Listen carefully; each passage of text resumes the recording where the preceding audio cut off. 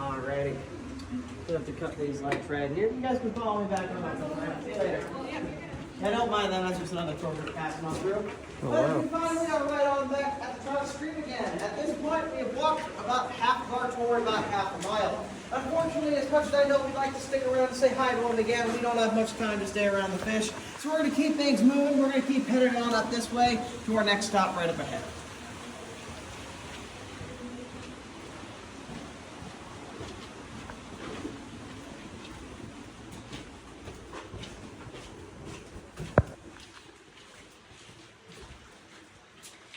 Now this right here is another reflection pool, much like that one we saw earlier. However, this one's a little bit different. It's got a couple of formations in it for one.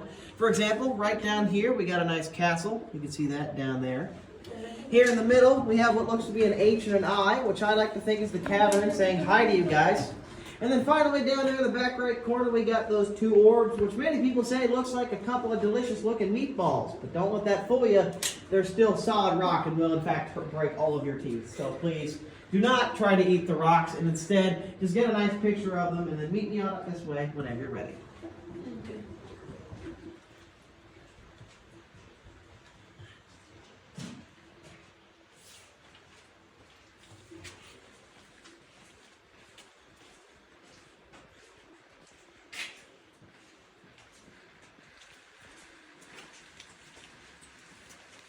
And this next spot is actually going to be this little fence right here. So if you guys want to kind of make your way across that fence at any part you like, get your nice pictures, go right on ahead. But what we're taking a look at here is our second stream of the day, known simply as the wet weather stream. Getting that name as it is quite heavily affected by rainwater to the point where it can actually flood. Now, unfortunately, it has happened in the past where it's flooded high enough to cause some problems, mainly hitting the lights and cutting out our power for a long time. Now that's not good. We don't want to let that happen. So we've had a little precautionary measure here and there over the years. But the one that works best and the one that we have now is the pump down there.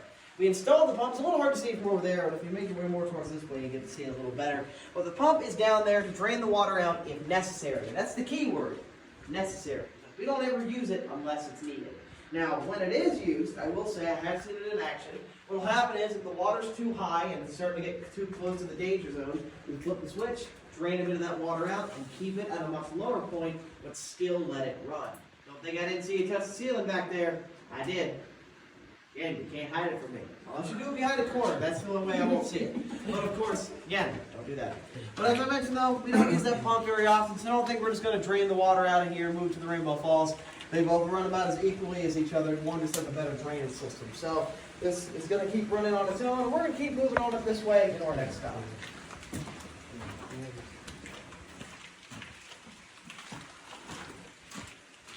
Now, our next stop is going to be right up ahead, but it's actually one that I talked about a bit earlier on before.